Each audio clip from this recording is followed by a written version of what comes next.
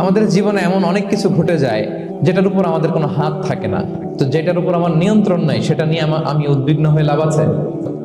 জীবন আপনাকে অনেক কিছু দিবে, আবার কেড়ে নিবে। আল্লাহ এভাবেই পৃথিবীটাকে সাজিয়েছে। ইয়াউমুন লাকা ওয়া ইয়াউমুন আলাইকা, একদিন আপনার ভালো যাবে, আরেকদিন খারাপ যাবে।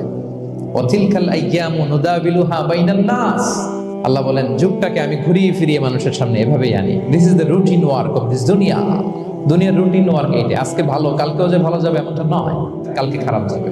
আজকে তার খারাপ যাচ্ছে, পরশুদিন আবার তার ভালো দিন যাবে। ঠিক কিনা বলেন? অন্য এক সূরায় আল্লাহ তাআলা বলেছেন ফাইন্না মাআল উসরি ইউসরা, নিশ্চয়ই কষ্টের সাথে আছে স্বস্তি। আজীবন মানুষ কষ্টে থাকে না, দুঃখের পরে থাকে সুখ। দুঃখের পরে কি থাকে? সুখ থাকে। এজন্য উদ্বিগ্ন হওয়া যাবে না। বিষ্ণু ইসলামের জীবনী থেকেও আমরা এটাই শিখি, উদ্বিগ্ন হওয়া যাবে না। তিনি বলতেন ওয়ালাম আন্নামা আসাবাকা লাম ইয়াকুন লিয়ুখতিআক ওয়া মা আখতাআকা লাম ইয়াকুন লিয়ুসিবাক রুফিআতিল আকলাম ওয়া জাফফাতিস সুহুফ। ওনার কাজিন আব্দুল্লাহকে ডেকে বললেন, আব্দুল্লাহ, যেটা তুমি পাওয়ার সেটা তুমিই পাবা, কোনোদিন মিস হবে না। এটা তোমার, যেটা তোমার হওয়ার কথা ছিল এটা তুমি পাবাই, এটা মিস হবে না। আর যেটা তোমার নসিবে নাই, যেটা তুমি পাবা না, গোটা বিশ্বের সব ক্ষমতাকে হাতের মুঠোয় আনলেও সেটার দেখা তুমি পাবে না। তো এই জন্য উদ্বিগ্ন হয়ে লাভ আছে বলেন?